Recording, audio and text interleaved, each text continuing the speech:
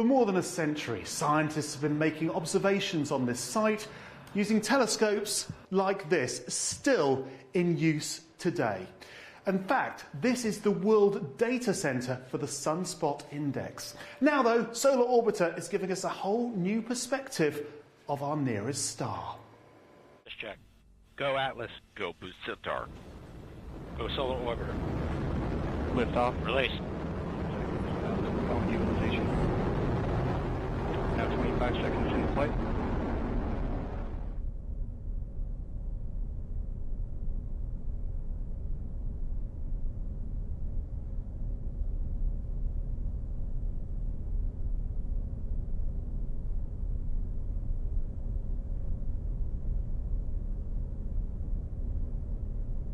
I was personally blown away by the quality and degree of detail in these images. And clearly, as solar physicists, we've been looking at images of the sun for many years. But by going 3 times closer, we can get the spatial resolution up by a factor of 3. And we see things that we haven't seen before. And that's, of course, the beauty of science, to explore the unexplored. So at the longest, and that has been up and running for 2 years now. It sometimes happens, I get into my office, I download the latest data and I stare for hours at it. It's so addictive actually.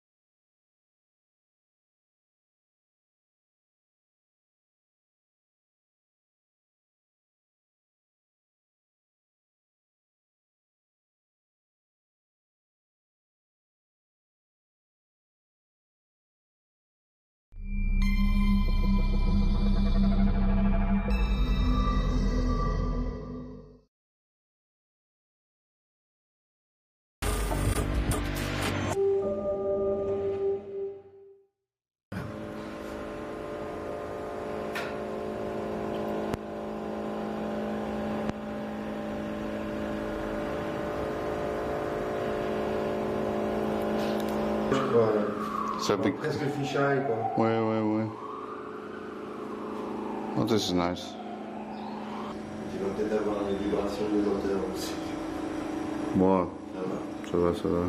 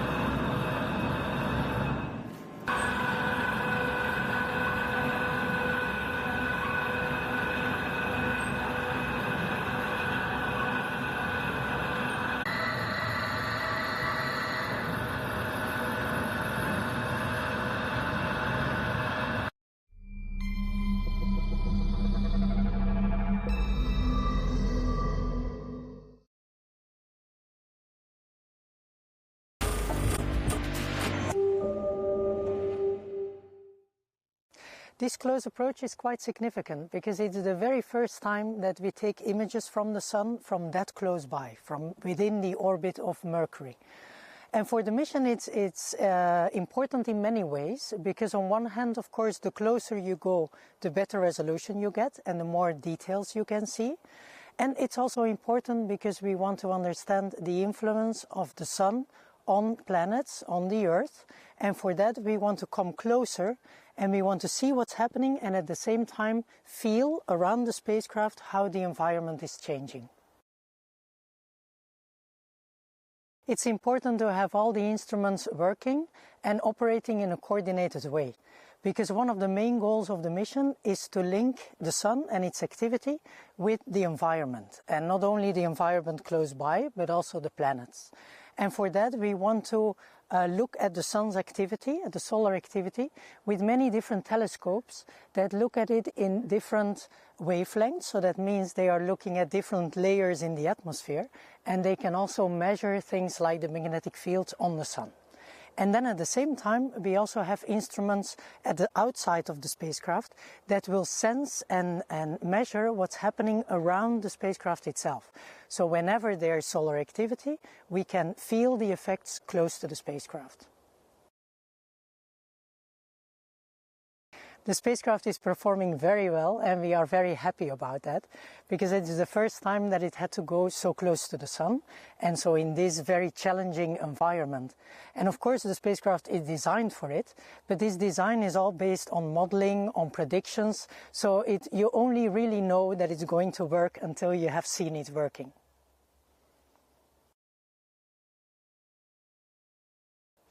For me and my team, we are working here in Madrid on the science coordination. So we are mainly working on planning, looking ahead, trying to coordinate all the instrument observations at the same time. So we always look into the future. And then when we saw the data coming back and seeing what happened to all the observations we planned, that was really very, very exciting. Because there were some difficult things that we planned. For example, the spacecraft had to point to many different places on the Sun, and then we would make one big image from all those different tiles. And this worked perfectly from the beginning, so we were very happy to see that working. We mean that the Sun's activity is actually influencing its surroundings and also the Earth. So we wanted to capture one of those events where the Sun is spitting out part of its material, sometimes in terms of radiation, sometimes really part of a cloud of material that is swirling out of the Sun.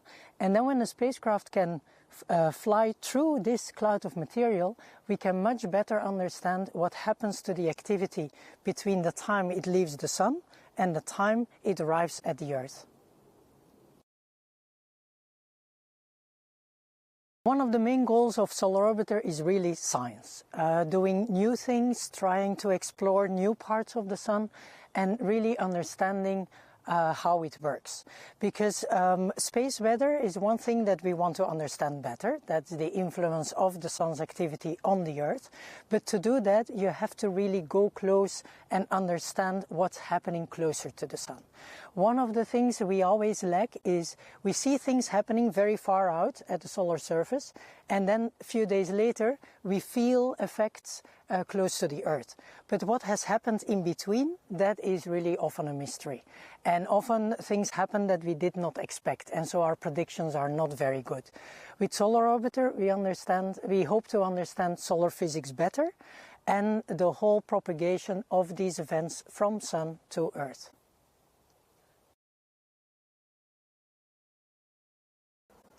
These measurements that the spacecraft is taken now and also later will be important to improve our understanding of the Sun.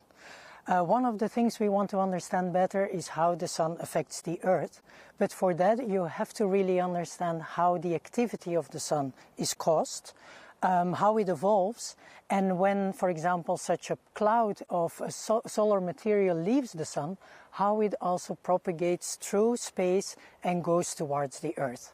So for that we want to do several of those close passages to the Sun to observe it from close by, and we also want to change the orbit of the spacecraft so that it can see the solar poles, because we have never ever seen those before, and they are important to understand the magnetic field of the Sun.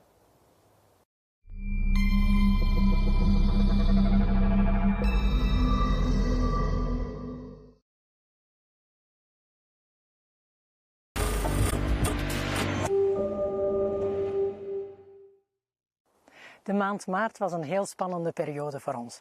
Want aan de ene kant ging de satelliet nu voor het allereerst zo dicht bij de zon komen en wilden we natuurlijk zeker zijn dat alles naar behoren zou werken. Langs de andere kant hadden we ook een heel ambitieus programma op poten gezet om eigenlijk zoveel mogelijk data al uit deze eerste opportuniteit te halen. Dus de instrumenten gingen echt allemaal op de limiet van hun mogelijkheden samenwerken. En er waren ook verschillende speciale pointings gepland. Met pointings bedoel ik dat we de satelliet richten op bepaalde interessante zones op de zon. Nu natuurlijk weet je niet op voorhand welk deel van de zon het meest interessant gaat zijn op het moment dat de satelliet zo dichtbij vliegt. Dus we moesten eigenlijk een beetje last minute beslissen welke delen van de zon dat we eigenlijk gingen gebruiken voor onze observaties. Dus elke dag deden we een nieuwe meeting waarin we bekeken wat de beelden zoal waren van de vorige dagen en welk de interessante zone zou zijn om op te focussen in de volgende dagen. Dus al die wisselwerking van al die verschillende dingen, dat maakt het echt wel een heel bijzonder moment.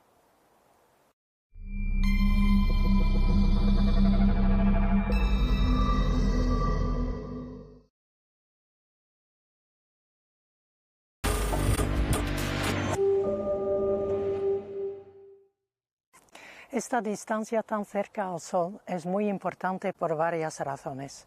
En primer lugar, cuanto más cerca al Sol se puede observar, más detalles se puede ver porque la resolución es mucho mejor. En segundo lugar, queremos entender mejor la relación entre el Sol y la Tierra y la influencia de la actividad solar sobre los planetas. Por eso queremos acercarnos al Sol para relacionar mejor la causa y el efecto. La causa es la actividad solar que se puede ver y observar con los telescopios a bordo, desde muy cerca, y el efecto son los cambios en el entorno de la nave. Tenemos sensores a bordo que pueden medir cambios en el campo magnético, el campo eléctrico, y también pueden detectar las partículas solares que pasan la nave.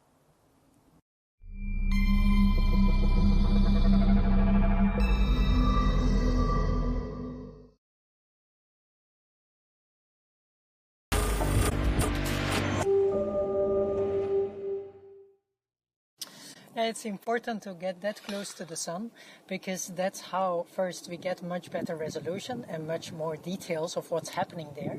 And also the mission has as goal to understand better the connection between this to the environment around the sun. And for that you need telescopes, many different types of telescopes. And on the other hand also sensors that can measure all the different... Yeah? Sí. What are the images like and the data? They are really exciting. For us, it was so exciting to see the data coming back because I'm mainly working at the planning side. So you always look in the future, see what we can do in the next few weeks or in the next few months. And seeing then the data coming back and seeing that it has worked, that was really very exciting.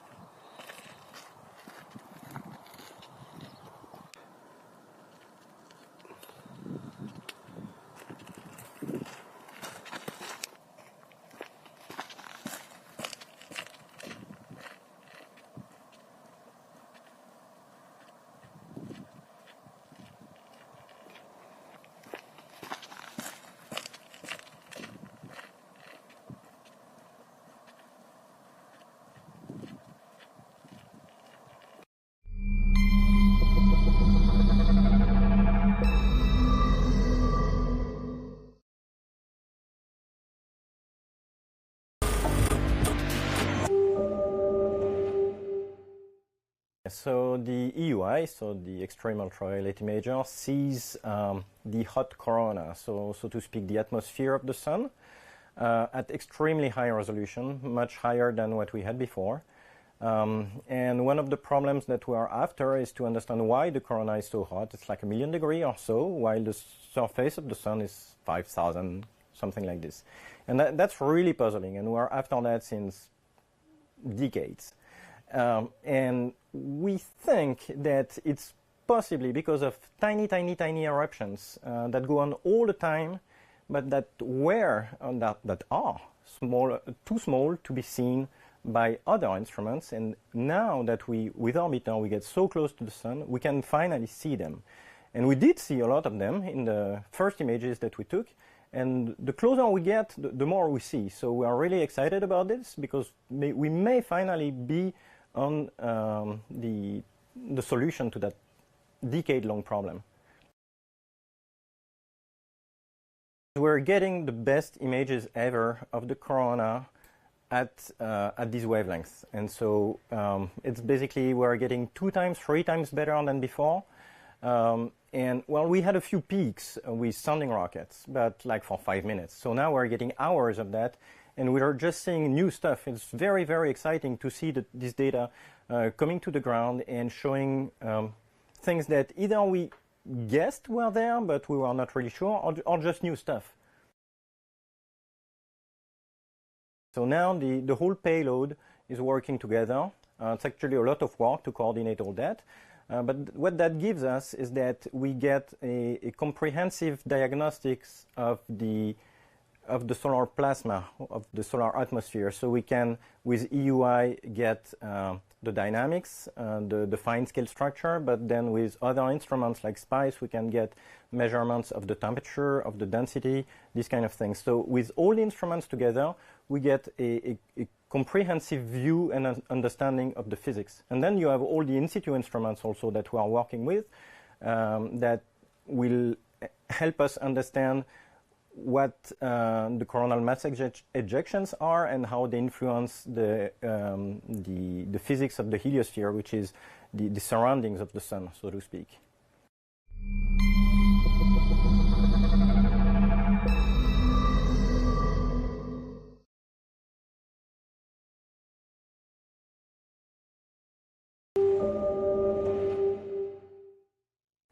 Alors, la mission Solar Orbiter va très bien. Nous recevons actuellement des données absolument fantastiques, quasiment au plus près du Soleil. On est à un petit peu plus d'un tiers de la distance Terre-Soleil aujourd'hui. Les données sont absolument incroyables. Donc on passe notre temps à s'émerveiller devant la qualité des données qu'on obtient.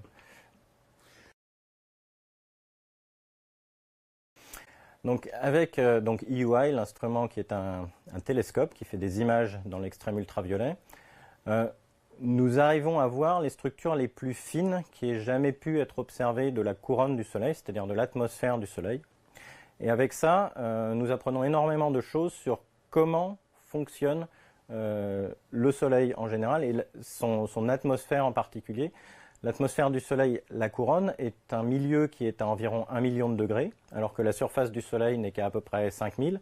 Et c'est quelque chose qui n'est toujours pas expliqué, un problème qui se pose à nous depuis des décades. Et grâce à Solar Orbiter, on va peut-être enfin comprendre pourquoi c'est comme ça. On suspecte que la couronne est à cette température à cause de petites éruptions qui se produisent un petit peu partout, tout le temps à la surface du Soleil. Malheureusement, elles sont si petites que les instruments précédents n'étaient pas capables de les voir ou les voir de façon très floue, très partielle. Donc avec Solar Orbiter, en fait, les images qu'on obtient sont tellement résolues, tellement fines, qu'on voit ces petits... On pense qu'on voit ces petites structures, que c'est bien elles, celles qu'on cherchait. Donc une grande partie de l'analyse des données actuellement consiste à vérifier que l'hypothèse qu'on avait est bien la bonne. Donc on est en train de les compter, de mesurer combien d'énergie elles transportent, pour savoir si finalement le problème est résolu.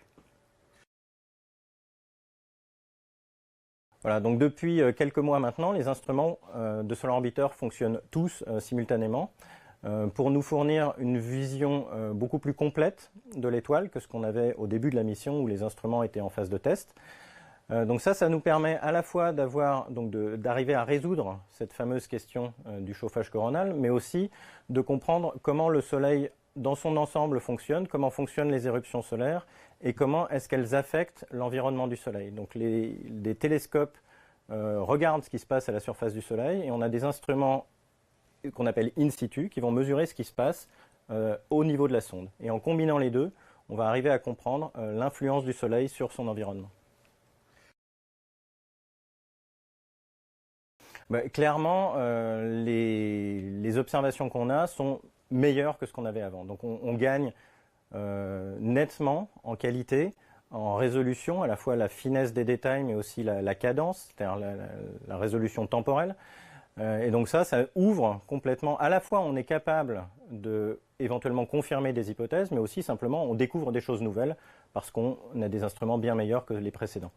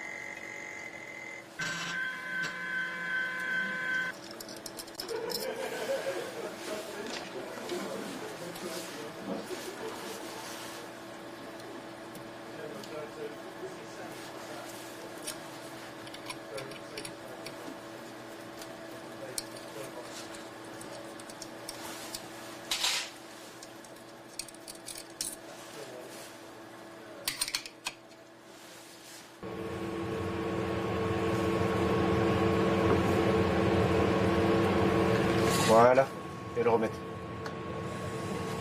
Vas-y, refais-le, mais attends, repousse-le et refais-le comme s'il n'y avait pas de caméra. Plus rapide.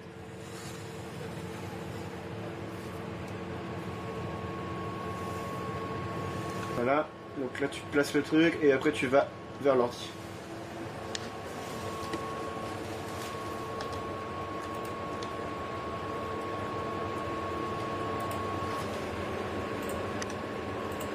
S'il te plaît. Je te laisse faire les réglages, vas-y.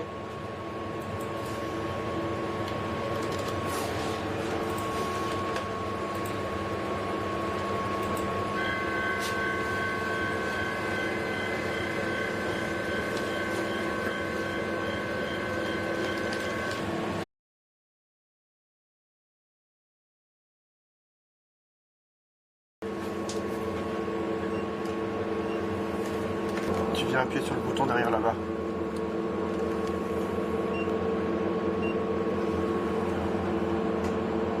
Vas-y, refais-le et après enlève complètement tes mains. Vas-y. Et après tu recules comme si tu partais ailleurs.